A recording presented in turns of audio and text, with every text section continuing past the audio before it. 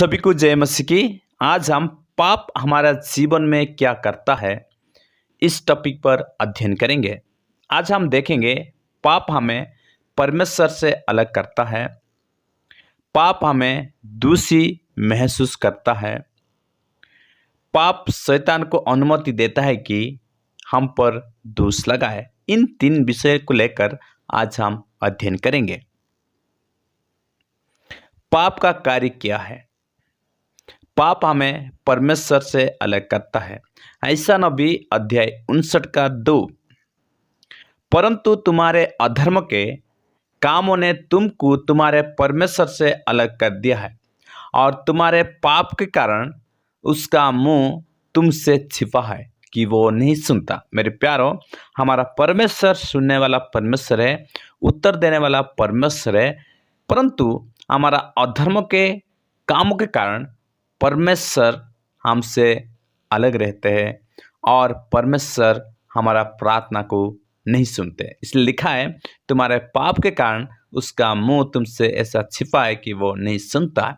इसलिए पाप हमें परमेश्वर से अलग करता है। आज भी इस दुनिया में बहुत सारे लोग पाप के कारण परमेश्वर से अलग है।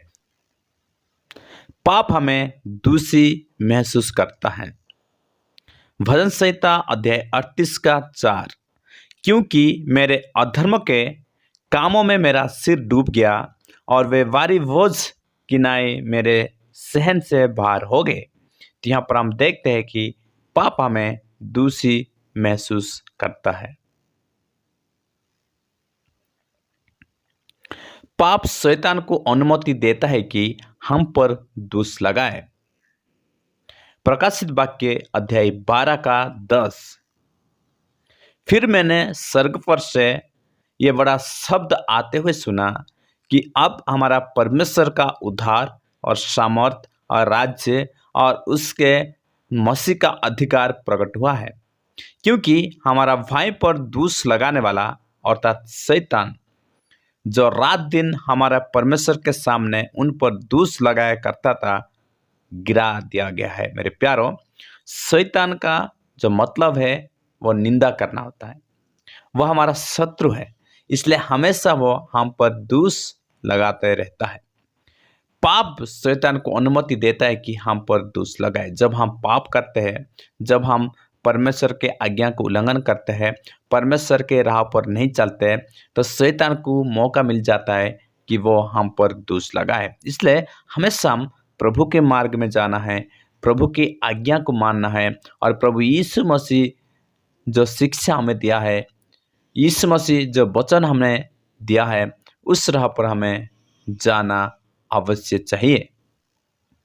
शैतान का एक प्रमुख दुष्ट कार्य यह है कि वह परमेश्वर के सामने और एक दूसरे के सामने विश्वासी लोगों पर आरोप लगाना है। आयब अध्याय 1 का 8 से 11। शैतान समस्त संसार को गलत मार्ग पर ले जाता है। परमेश्वर के लोगों को नुकसान पहुंचाने के लिए शैतान की एक अन्य प्रमुख विधि धोखा देना है, धोखाबाजी। मरकुस अध्याय 13 का 22 और दूसरा कुरिन्थियों अध्याय 11 का 13। मेरे प्यारों, शैतान हमेशा हम पर दोष लगाते रहता है और शैतान दुष्ट है, उनका कार्य दुष्ट है और शैतान जो है धोखा देता है और धोखेबाजी करता है। इसलिए हमेशा हमें प्रार्थना में लगे रहना है, परमेश्वर की वचन को प्यार करना है और परमेश्वर की आज्ञा को मानना है, ताकि हम शैतान को पराजित कर सकें। तो आज हमने देखा है पाप हमारा जीवन में क्या करता है।